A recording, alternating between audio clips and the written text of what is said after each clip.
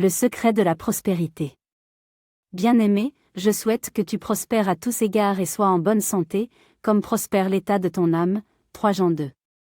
La prospérité qui est synonyme d'abondance, de richesse, de croissance ou de bien-être, fait partie du projet de l'Éternel Dieu pour la vie de celui qui croit en lui et met en pratique sa parole. C'est pour cela que Jésus le bon berger est venu, afin que les brebis aient la vie et qu'elles soient dans l'abondance, révèle Jean 10, 10. Comment devenir prospère et le rester pour toujours?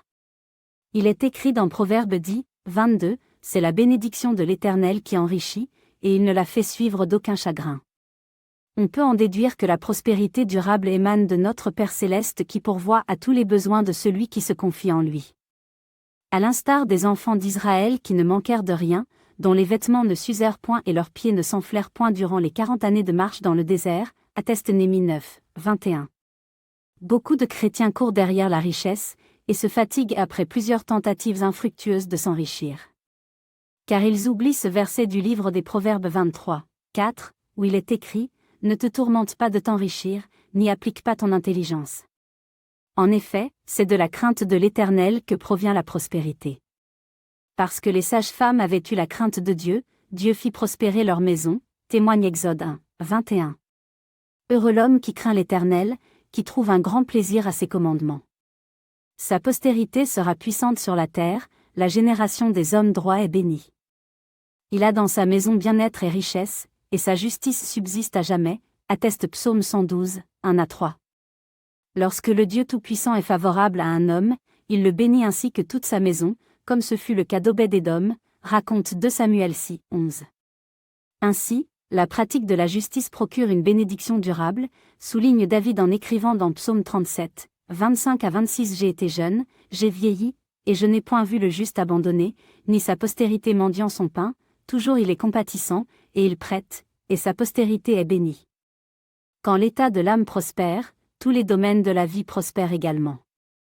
Une fois la bénédiction acquise, il faut savoir la garder, et la faire fructifier par l'obéissance à la parole de Dieu. En pratiquant la libéralité qui est une source de richesse, révèle Proverbe 11, 24.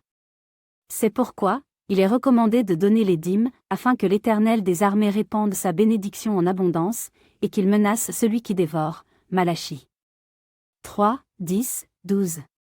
De nombreux chrétiens trompent Dieu dans les dîmes et les offrandes, et se plaignent ensuite d'avoir des problèmes financiers, parfois en dépit de leur salaire élevé. C'est parce que la promesse de l'Éternel de menacer celui qui dévore ne trouve pas en eux la raison de son accomplissement. Le Seigneur Jésus nous encourage dans Matthieu 23, 23 à ne point négliger la dîme, qui est le secret de la prospérité pour quiconque suit l'exemple d'Abraham et de Jacob dans ce domaine, afin de récolter avec abondance ce qu'ils sèment.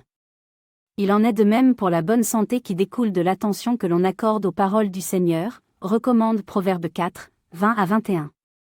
Car ce qu'on voit n'a pas été fait de choses visibles, déclare Hébreux 11h3.